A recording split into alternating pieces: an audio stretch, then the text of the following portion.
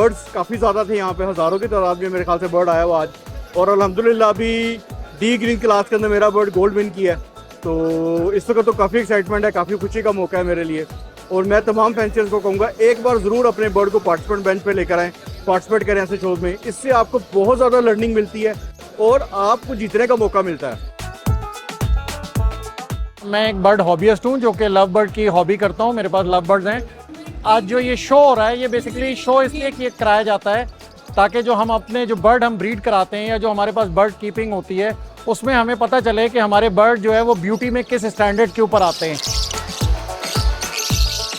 And they need to learn what a judge is looking for in a show bird. So the quality is not there as it is in Europe, but certainly the enthusiasm and the commitment is there. I think breeders need to focus on the condition of the birds. For a lot of the birds, they're just not in condition. So a lot of European breeders will spend a long time preparing their birds for the show, getting them on good food, a good diet to fill the feathers out. A lot of them bath the birds, they clean the feathers, make the beak shine and polish it.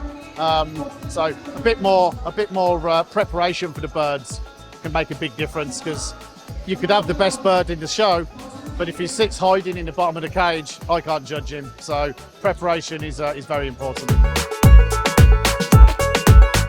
BBA जो है वो एक international body है जो कि love bird के standards को define करती है और लोगों को पता चलता है कि लव बर्ड के स्टैंडर्ड्स क्या होने चाहिए और उसी की बेसिस के ऊपर जजेस होती है।